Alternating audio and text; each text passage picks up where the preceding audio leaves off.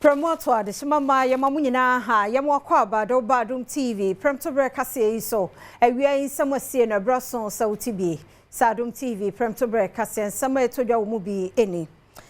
me kase nipa dunso na yache wo mo so wo mo eye wi en wo mo ennom won kokko ayede ho nsam no ebebro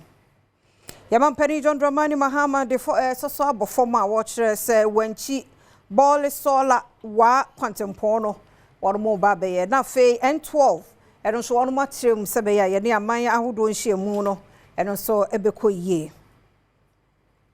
Yeji Matthias Hospital, no pro Eastman Simu, or Bruno Eastmantemo, beto just a mapping for ne, or mother from na, one more air show, many more. Sansem winning Sembi, ya good year come will be my soul, and dear, ya buono bro, Adom TV, Premtobre Kasee. Share live on Facebook /Adom TV Extra Go TV 119 DSTV 280 Oko YouTube search Adom TV 2 na kwa adomonline.com semi ene nsema fufuro bi ewo ho medidi afia amankwa tamaklo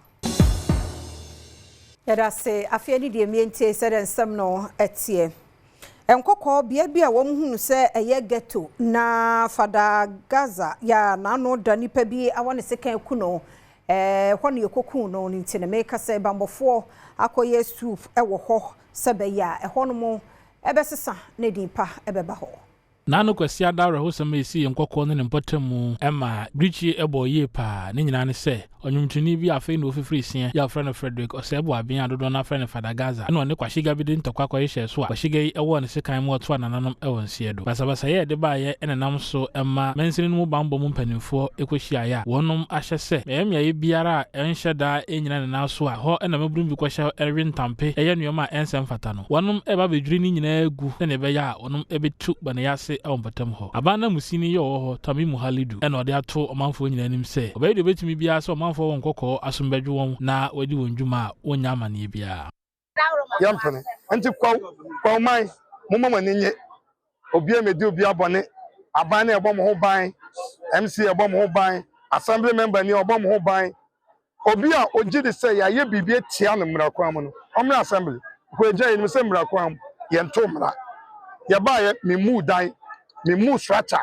na mmumu no me hwe bi a bode enua asena omda mu basis no eno na yakle ena ye friend gatos te mesram en central for momoa na dwumade ne enwe yeguso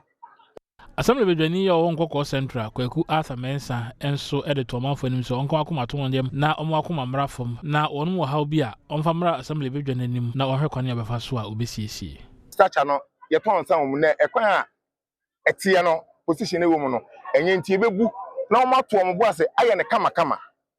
eti kasa no aye koso no saa yaudie na aye koso no mesro mo so obi an ka ne koma to ne yam se ne MC kan no adwuma ne yenwie ye gusu aye ye ma saa adwuma no enye eka ma wom asambre no ebesom ne aye bibia aye kama ama asumdua ba de omo ka se ye mubu structure we say enwan wom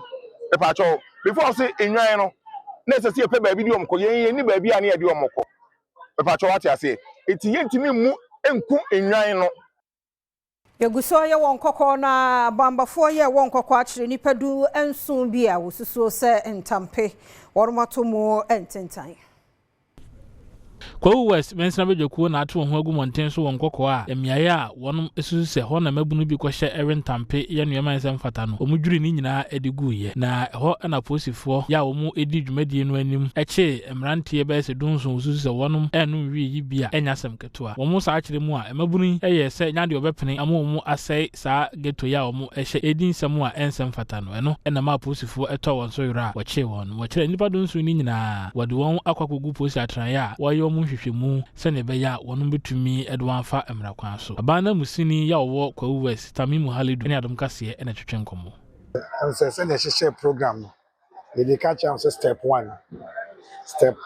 no ye de ba kwate awmache ankasa no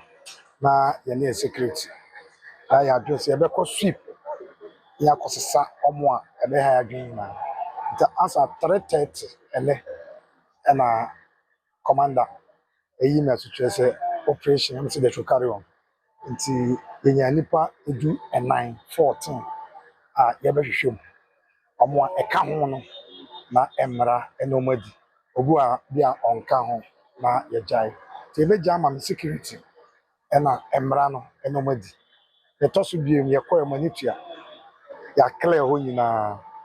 ya yi obi afro ya mu obi dan na niema omote ase nia empata ye yefro the toso biem engagement with all of them chocha now to 14 ya from leadership na wo nyina no they say ya destabilize by government the next one ebe engagement the be engage on 14th send them coordinating director kan na ya hwehwe niema se ohwe coordinating director na niso ade ho hwehwe ba akokra ebe say among themselves no as our two fascists they team engage na say football match bio game bi at the same spot on the hwente to niema security wise no ebeboa Adishie bi ya womo wa anwan kwanta ye bekwa imensi mu asantemanto mu bo Environmental Protection Agency penifo abasopa wonne shops ahodo bi a woroma aba betutumu na fe wagege wonne ma bi afiri wonsam ni nyina ne se ye won ye wo ho no ye niema ye de ye illegal mining ti ye wo mu de se penifo tu anamon a etiseye ewo Environmental Protection Authority omo anamutu omo hwe tu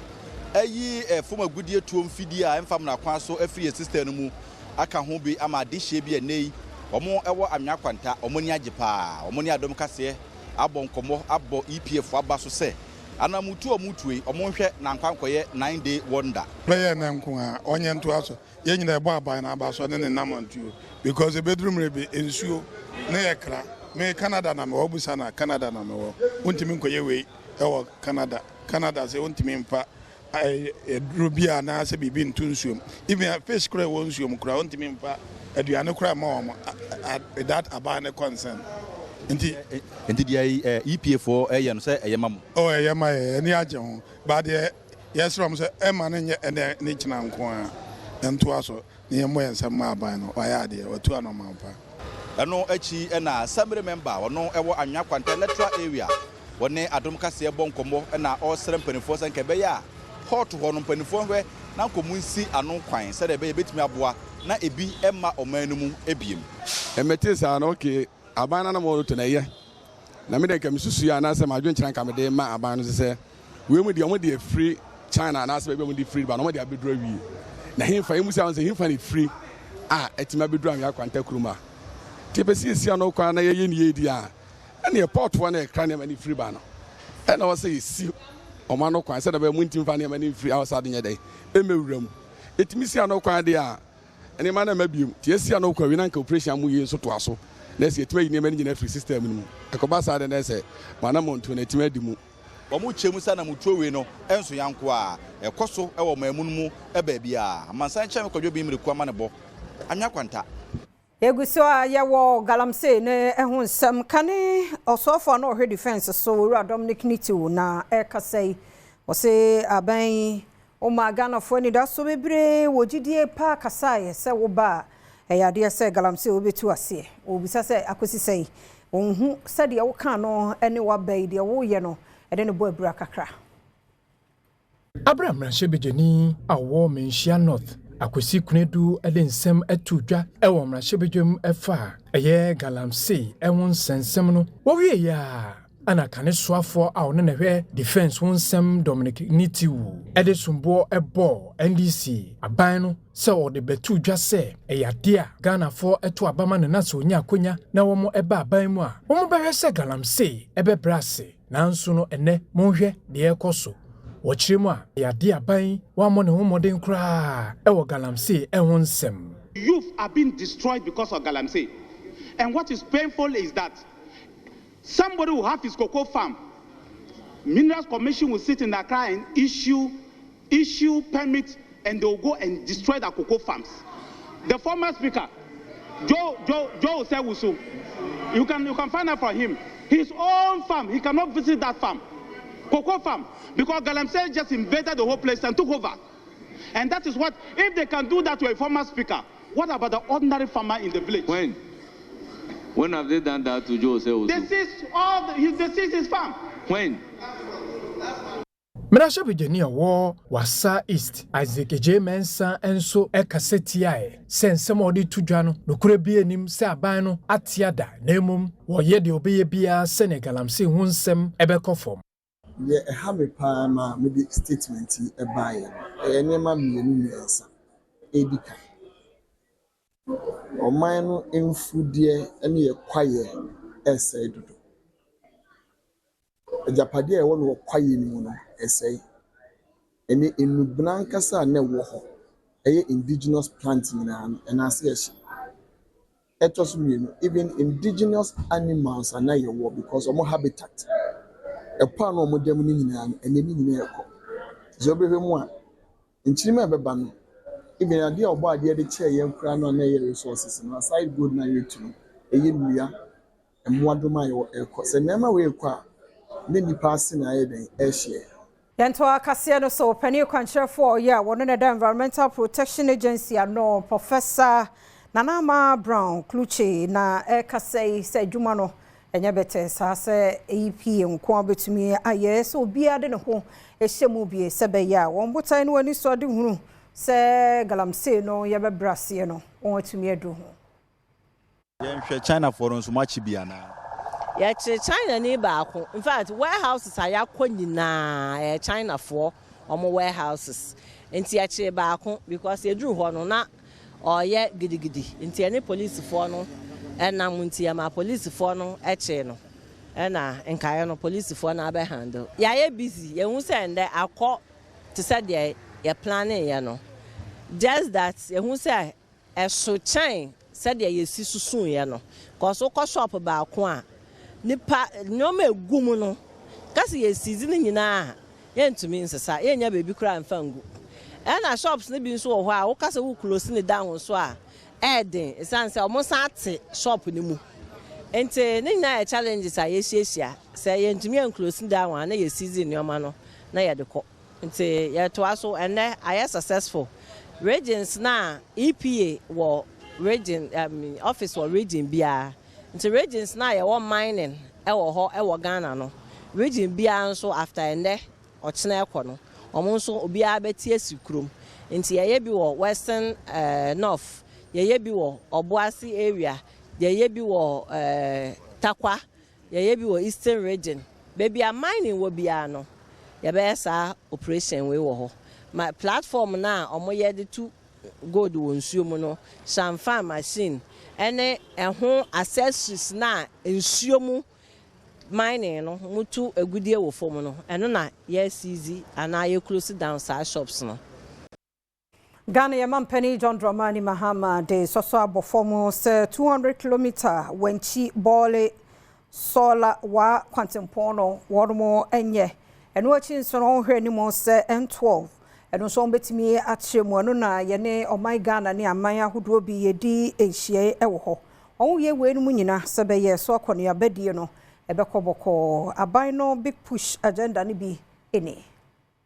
o hwe eye wanchi wa roda eye kwan a ewura empatem ahodo mu ekuafo a wom nso etete saa ekwan enchen edua eye bayere atea eburo ene enuanu ahodo yi ekwan a wom besiesie eye ade a se wom eye wi a ebebo akuafo pa omampeni John Dramani Mahama ekasa afa kwan hu no wodi tudwa se saa kwan eye ade ebebo pa. The project covers 195 kilometers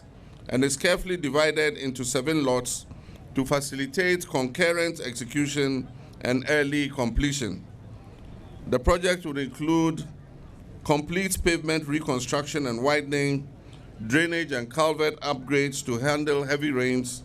asphaltic concrete surfacing, and so the the road is not just going to be a bituminous surfacing road, quota, it's going to be an asphalt road. Osan edi tudwa nhyehyeye a womode egu akwan mu a womode ye akwan awodo bi mu Swala Road Bole ene nkura awodo bi a saa akwan no ene Cote d'Ivoire ene Ghana ekwan a eda wom entem no bibia beda na akwan mu na ni nyina no agina ye big push nhyehyeye aban no edi egu akwan mu no. When completed, travel time between Wenchi to Wa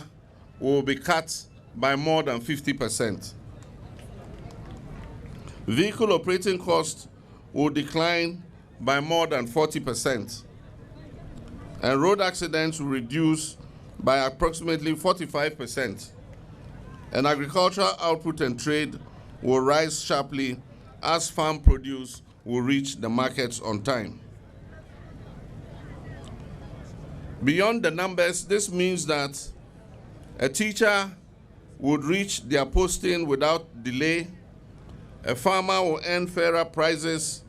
and a trader will be able to deliver their agricultural produce day and night. Yet was so na Kanem Rashe Bejani war Utu Senya East Mavis Hawakumsen na Ene Wakasa se Obia Ubenya opponent beat se Phyllis na call your Okunono Moding or say woye Omanunia. Oye dangerous pa no hu ye de enti ema Hawakumsen kasa nsem no eni Nano sentrefo nhye mu aswafo hwa amanwe ho nsem so Muntaka Mubarak Mohammed ede hye so efa abato mu mentem ho ase akoso mamu na ode tudwa nsem a mrahye ni yogina ode momanfo wo awutu senya east Phyllis na akoyo okuno ede betudwa se ebra yeto afimpimmeni ni adwene na yabato no na kane mrahye ni owo ho ma me mebisa Hawakumsen eta no so a open kuno a empo ne nkofo mienu bi eka no ho no onum nyina ato anananum ewanse do na swafo ne kira sansem no a ma me ne betudwa no ono ankasa mpo agye atum se enyade a na ye no de biarada asemi amomanfo agye atum se maame Hawakumsen se afede ne ho atumi asane no ne dwaso nsem dwumadie so e Adom FM na maame Hawakumsen dia todwa se semu a maame na akoyo ekato ne so nyina no ye ne ho a na ye nokore no de obom paye se manwani bia enkohia maame a ne dinde na akoyo free se oye obi a ne ho ye pa na mpo abato ni mu no otata no e wokwan bia so wabra onye ne bone bia me bom paye se man wo bia isia politician bi ti se na akoyo we call contest na we see we be say na akoya and yes we so na yi 2020 me gina yi enti me ma ko yi 2024 me say enye hwe na wa wo me ba sekan na ka opese wo ku me ba no me nim ne amaye no and it's like she was able to instigate her people so but when na be nya time kese bi ma me ne me ba no Enwechi osade awasobonsem emaswafo hwa amanwe ho nsem so Mohammed Muntaka Mubarak se empo ni hwehwemu ba abonten a wono ankasa na manyokuo ni ba eho bon mu no wankata so amuamu aso ni mum ode ba abonten ebebie mu pefe ema obi eho no kura ewo mu le tire le ni so wonyame waya mame me ya esanye me ni je say at the end of the day are they vindicated. Say enyeme Hawakumsen ena ntra koyo etwato me so no me na me yeye enne obi ehu wi ase ni na ehu eti me bia ni ameka ne say me dabambofo na omomo ye investigation no ene mi ami ni abema honorable Muntaka Mubarak interior minister so say ono so Enshia so mrashe Bejani Dr. Stephen Amwa se ene manyoko MPP no won franka 2024 mu no nya se wajai ni mu akeke na wokotai owura Kennedy Japan echi enye se minimobi ana obi emetamfo ntia na emom party ni yeye ne nkanko eho na wodwene sesiye na wo mu wie bibia no a wo mo se hia se party ma Dr. Stephen Amwa NPP amanyoko no panyini baako no yemrahye Bejani a wogina muema wona ewo nhyaye so ne nsem bia wode atodwa ene se Dr. Bawumia ya fimpin waduno wenai otu franka edema NPP amanyoko no enya da wani baako wadi ahye ne nsem na so gina ya wasie se ode na chitaye Kennedy Japan no gina ye bia ohune se ebeboa paa yi ni ne obi man chese ma abandon no ya tia ne se bibia wo he ecclesiastes o si bibia wo ne mre emre wo mu me de baako atomienu ho bonkum atonifa ho enye de me nko a me pese me nko a na me pa ebi aka me nsesama dwe me metu asisi ai se ma anya niam bia emfata de oba be ye MPP president bia me se ma mo nsesama no me se ma anya niam bia emfata ana man kasa mo obi twan a enka do be president bia no can we chance of say bi kura ko be minister na me boa se se me senior ba me hwe de me nko amenya ebi aka me nko ami vote ebi aka me nsesama dwe but MPP chance of winning 2028 titiu ana amma nsesama dwe so hono mo a osaso de to hena ponse ya mane boni enem se o ma ba uso bia be gino kasa de me kasa o turo obi din kwa o so obi wati bi da anybody 63 no ni week na mo ebi to computers bere masa me ha wo menka say and even now wo mato aba no wo MP ntimi influence wo and say nka me constituency ka Kennedy benya 100 come me constituency they love me di intro ko he adwuma ma ya ma me constituency but obi ho a me secretary when ani me bi abo me ji kro no be ko but we DMD a form for no enframa na ebo no enye dede wo makro mu MPs ne kra ni Kennedy win ya wi enye 360. Deputy National Coordinator Mafri SHS Secretariat no ye Dr. Belinda Glover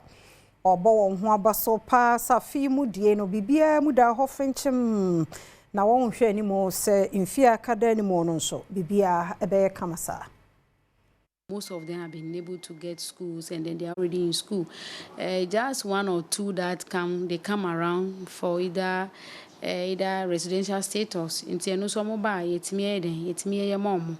Ebinuma ba ministry o ma ba your office o mo ba na ye nyomo adi nkomo kama na ya ama mo nti no bibia aye fine bibia aye kama. Ye say nchi na enye de nkafo ne ho but me de me ka say yetimi aye bi ana me ka say at least ohiani ba etime anya agri memorial na say Ghana national o ma nkwa nkotua se ka ma obi ana say manfa laptop no anfa nhye baby anko hide mi ho dem na obi aye line na waba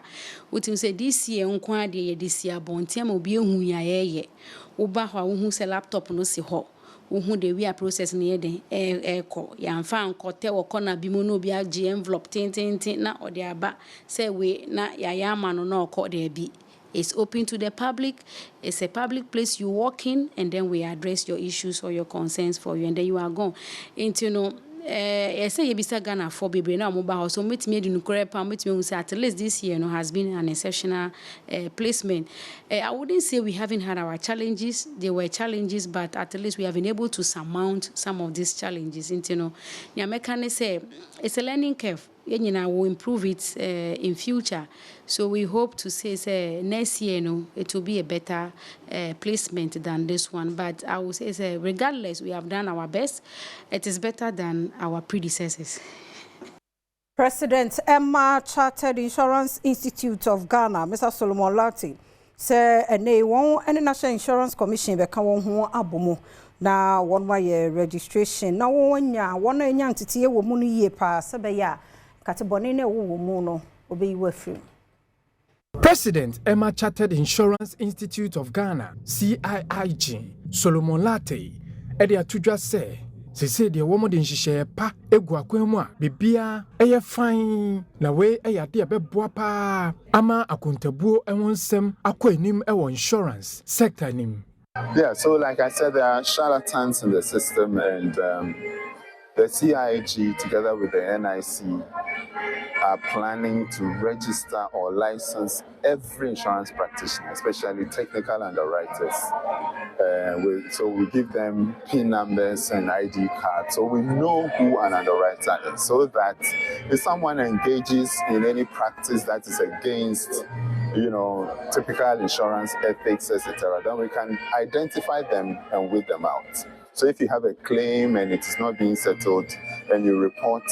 we know who the person is and we know how to deal with them. County Commissioner Emma Insurance no Dr. Justice Yao Ofori and so the same say tuja. We have to do what is right even if nobody's watching. And as professionals, we should be guided by such disciplines. I believe that with introduction of courses of conferences like this, then this week, it creates awareness within the industry that despite the fact that we are training people to be professionals, ethics is a must. We should abide by it. We should be doing the right thing even if nobody is actually watching us. I think Ghana is not doing bad. If you look at the African continent, apart from South Africa, that has about 61% of the population buying insurance. In Ghana, the last time we checked, it was about over 30% of Ghanaians buy some kind of insurance, either micro insurance or the traditional insurance. It shows that people are well informed of the benefits of insurance,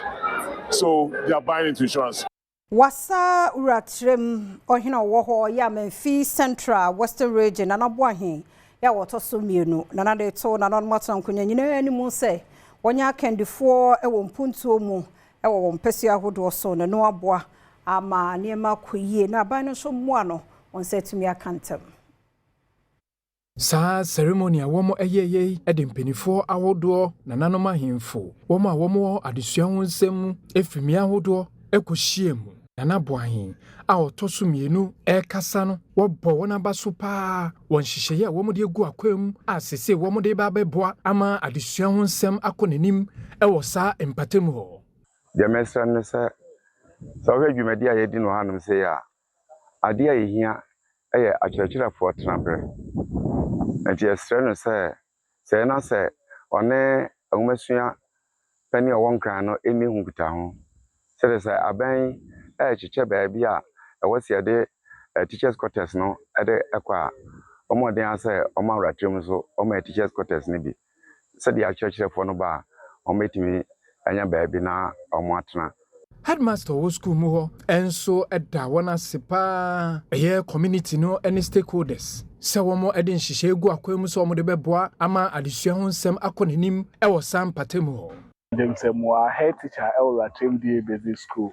The head teacher no 2020. Na me buy no metu say computing no e ade e wo form enti me ya adwen say o man na mo ame. I free enfie me nsa ye de dwumadie no hyehyɛ so nyame ayadom ama me ya commission computer lab no. In fact ene mani asopa o man no etumi ayade titire na ene ne mpanimfo na menkai enyi obi a oyɛ dwamtere ni mai da etapeko da etabusia brother say songful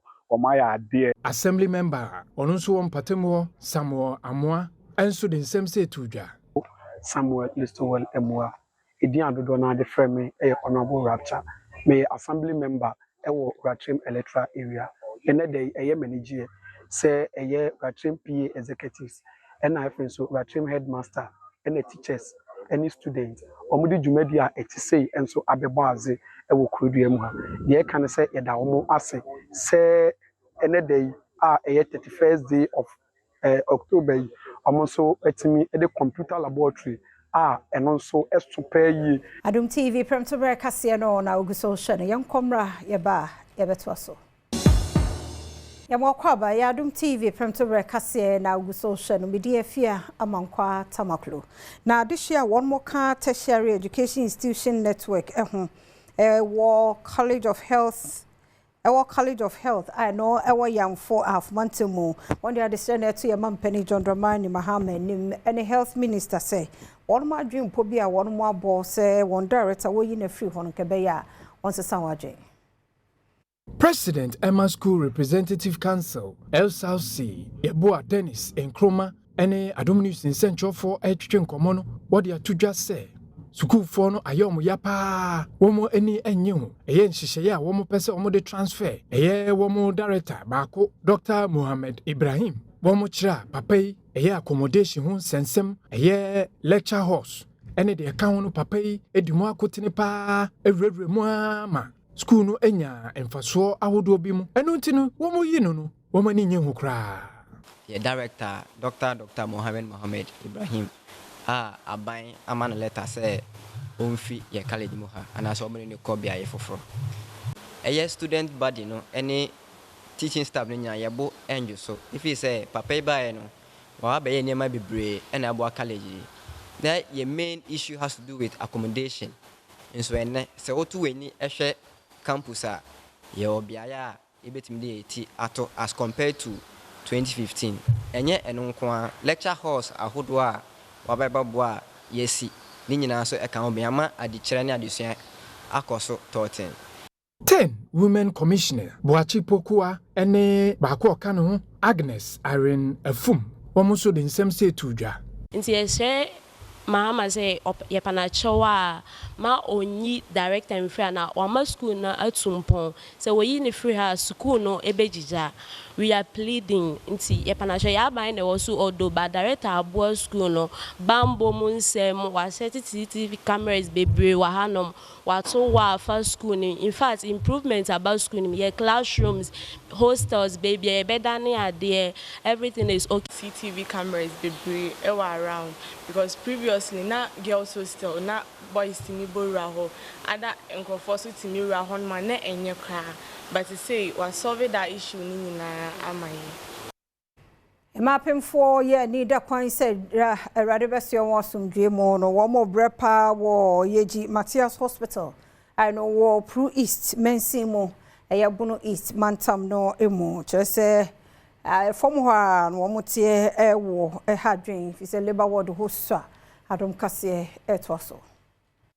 Ukopiem ewo yeji Matthias Hospital ya no ewo Pro East Mensino obuno poye mantem a ema ya wonum ekwa woso ene deda fom a efom ene wonum eje wona wo a enya asem getwa ni nyina ne se okwa bia ya waje ma awo ewo asopiti ho a empa ene bia ya umbeda kura no eho ayede ama wonum Dr. Evans na docha ene oye pani wanjira fo hwa yaresa so ewo yaresa bia ho ene ode atodwa se ne ekoso yaresa bia no hadwene yie pa no wonum eguso yedu betumi bia so bobo nipa nkwa ho ban nanso akande wonum behia edi dwuma na ho ayede ama wonto sra ban so moden se obesisi miaye bi ama wono atretrem se ne be ya e ma kwa wo so a omenya ba bi adawo afo ho afa wo ma.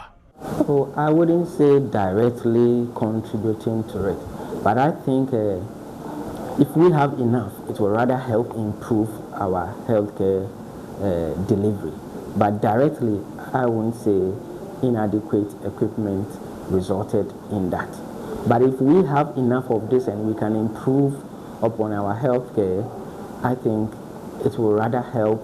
prevent or control or even improve the healthcare we give. Ma wokwa woso bi nso ene Adom Kasee twetwem koma a wonom kire se de yekoso ho no ye ya yi pa ya ha won a ogidi se eno kura betumi ha won no ma apomedin to wonom so sra ban wonye de betumi bia se ne be ya wonom so bekwa woso asomdwem ha adwen se be ba na ndra me ba no ba bia de ma me na me da fo ye obi ma no ko ye ansra menya mpa no srada na ba bia me da mpo fa ni no ntia show de me sa adiche ma dware sa ma brempo ana fempa no so bembe eda no so emu nso tema ye ho hwere ye pa wa ha no se eno achi ena maame ono ene hwe won ma oje awo so wa yaresabia ho Vivian Bafo enso ede to aban nim so modern se obesi bia ye ma bekwakwo afo ho afa wo ma ewo ho no se ne be ya won dwumadi a wodi no ho no ebe ye boko na ema enkwa wo so enkohuna mane bia Pastor Yeji Matthias Hospital ewo Pro District ewo ye Mantam ha no your hospital when the most hospital referrals at every villages nina the whole Pro District nina na eba na mom so ba Yeji Matthias Hospital nyen madofo nya me anim nie ya asfem sesia ye ni line in ye labor room ni line in na ebom baako asesia so oba na obi awo a babia wawon ehwa na obeda Yenwo bono mantam ne mo na regional police command na wo ho na kire enipa miensa ama ye won akọ court kra ama court kra bo wor mo ka won susu se hensemu wonchi ye course wo sampa German North mensimo obono mantam mo no safoi ebenim ho bi enipa posifo ekochi omuyi wo mudin beto dwa no eye Louis Kwame Entry, Adodo Nata friend Eric K, Yusuf Ahmed, +2, Adodo Nata friend +2, Womo Echiom, Ewo, Eye Sampa, November Bosumini da Toso and 9 afiwe mua, Enam Womanfo, Asutrebia, Womo de Ma Posifo, Womonso, Equo Operation, a woman Sasso Mumu, Chiche, Bono Regional Police Prosecutor. Any Adom News in Central for H-Train Comono, watch Rema, Chia Womokoche, Womanfwe, and Semonia Wodo, and a Womo Akabo Moa, Womo so Manfwe, a Humbe here, pa, Sa Posifo etitom, na Womo Echiom, Enipa Miensa, Womo Echiom, Womo Ediomo Akujina, a year, Sunyani District Court, B. eye November bosome da etoso enum womo de sumbo ahodo ebom ebini womo account no aboma womo kodi nsemone womo se omanfo anyapade womo ewi ade presiding judge otena semini so his worship Eric Danin wahye se womo form koto police station na womo ensan form mra November bosome no da etoso edu afiwe mu a eno amu so no bono regional police enso egusua nsem mu enhwehwemu na womo de ato womanfo enim se wona womo aka suspect womo betwa na safo nso womo achiom abeka ho se ne asumdue beba ho. Premtobre Kasee na oguso hye na enne bebie wiase yakwakoduro no bibia digital nti oman Ghana yeyi ehu free mu a enye yie nanso ne saa no nti no asebima fa ho wenkra kase pani bi dia todwa chiremu se be hadwen wo ye democracy mu se saa no nti no bia sori ya no wo ka bibia keke nsem enimu mu ntro no ade ebe ha ye democracy just support executive director ma media foundation and wo kasa ensemi Jumedia ECOWAS Peace and Security Group ene Ghana National Peace Council edehye so no ehwe nioma hodo a ewo ensam ankofo ekato nkofo so ya dodo no anya no kra ebetumi di oyi ne abamu na George Sapon ya ono ye pani kwankyerefo edema Media Foundation ene oni Adom Kasee ehwetwe nkomo a odi tudwa se kasa ya yeka edeto obi so ema no ho beye ahi no etumi de ne to esan mu pa eno kra etietie o meka bemmenka bi so eno nti ene omudi dwumadi ate se aihye so osere se penifo hwe se ne beye a yempotam ene mpo oman pakasi a yegina so kasa nyina no ebeye kasa ede nkabom ebeba nemum nya de ede mpapa mu ebeba so bi bufu na yene ne kasa yi a na komatimi bafo sani pa krona no so se ne na nkasa yi a ejim na komakoso na dane ntokwa bia obehu se nipa mienu ekunu efri ase wa kasakasa so enu nti se yete omanmu anase yete kromu anase yete abusuamu a ekwa ya efa so eni yenuanom kasa ena ekwa ya efa so ka afoforo ho nsem no ena kyeresa sumdue ebeba be ona anase sumdue eni ho owie osade tudwa se ensam a enya no kure nso a yekato apakase so no esei omanfo adwene e wonema bebre hu a ema wonum entumi ente enema dodo no ase na won kwane obefa so a obeboa enso ede won hu agye kabima menka bi mu eno nti ena wo kire se ehia wonipa abrabo se medwene wo hu na me wote mama wa menka asem a ebehye na menka asem a ebesewo ena menka asemu a ede ntokwa beba oman so ntisi nyina wote mama oman no ene yenuanom aye no mutimu a ye ya ade a ebedwene ho yie ena nokredie ensoso the whole foundation of journalism aye nokredie say be mani pa nyina hu enokre abrebia ntisa nema we say mi di abrebia o say itimi ma edi yani Dedu so ne ya Premtobre Kasee Eric Sedwodi aye krado emwakwabe bibia boko John bibia fine jana me mpeme ho asem nti me de da me ho nkomo bae okay ye ko tadi sa nti bibia de yes 15 November me kokusua bosua maso de ko nyasam keto ko de ko cheche wo mu I say because you me ba de say me obi afeel say wara say okoton me koton say me ko cheche ubo kusua na me ma kusua di kama pa ti tadi for mo hwe ni ya ba de November de mo den enkrade ye wie ye wie tadi ani aba mase yes ye wie na kan nyina adrem de obedi first obedi ha champions of champions bed Eric Sedwodi otwaso right for that my afternoon emraso masoma famous fiama kwata makro ho ana kwampia so yede eba the leader of the red team wa ye call kala party mo mkɔwe na kwambia so masoma fini ho a meto aso white for ye na ye kasa yi etimo hye ne so sa emfa emame next year red for animal ba esa mama fiama kwa resa to ye ti report na media mamono now awia so me buy me incredible ne say and some okoso and some bebre na ekoso across the world and of course ukopie flamingo wo Brazil moto mu ho so omo ya usa brofo to be mo ya de ma na ye fekeke ne sport papa ba ko a one ne ba Eco Stadium ba we ne ba ne condition one akwala no Eco Stadium no a ha ke ka se tena fie ye kwa de aba wo twatwa la kwa mu ne papa akwala no asi ne kon serious o. Hey. So obe home no man say nya home a. This ade pipe yi omo de ye kofo mu a kofo. Bad boy na eba so no so ne ba ne betena fie die da bi ade na akola ne home fam no e na kita no na so light no. Tenumu na akola ne betima home bi but oso obe ne ba da bi akola so pe flamingo die ne ode de beko na akola flamingo ni bi. Nye papa bi ya minim no. Hwe sika ode ato de na ode ahye wo hone ne wo ha no. Na okona de we kwote no ende titena fie. Ko yo ne totobo fruit kakra bro kra be ka so hadwen. There some more no so feel so ye nipa. To me papa no na afa kola esi ne ko ho a ode ne ko stadium. Ho stadium mi se bi obetimi akọ.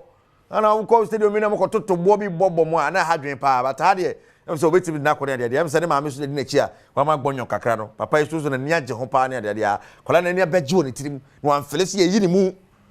ma me ra ho na wie timi mi ni di kura ra ho the whole day I won't meet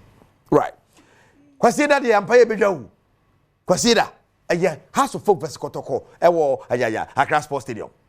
4 p.m. obi abehu ne last ebebo 7 no obi abehu ne last ne I clear obi ani atene wan why ya show ni ya show nya fe referee wi out da bi obi aso be chenyo kuti be si bia o consider akasa na wodwo onu so be he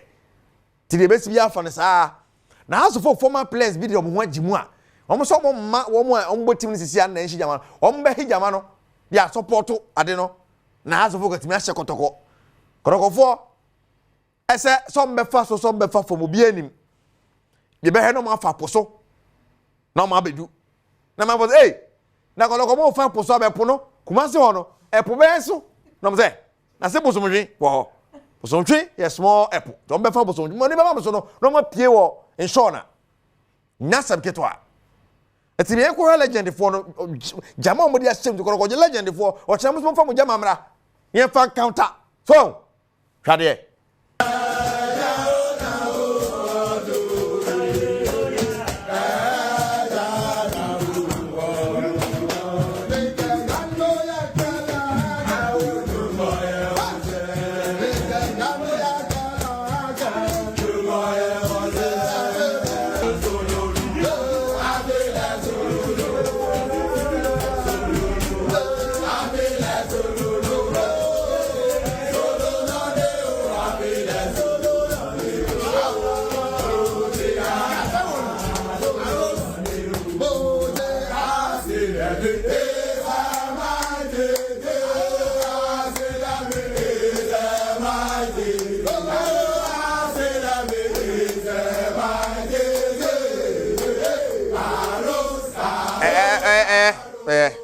Kro for yesa mba kasa me house ni o anyom na afamie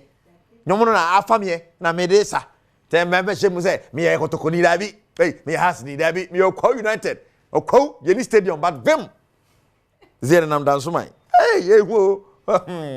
te wo samia je wo don bote aye bendida mo squad pa to se we house ni na wo kakete ye akomko but consider house for some behe na bibia so atimi akoye meje mu ama mesese fie manko atamakro the leader of the red team away Wakala party now at was the me the kejwa nankasa Erika Siedubuedi yada sia mwakwa ba biem de du so no ya Adom trotro free circle tiptoe lane na hona prince o so asiedu akopie Ghana for do no ase mu aye krafi obi man so baha no yenyai yentie wo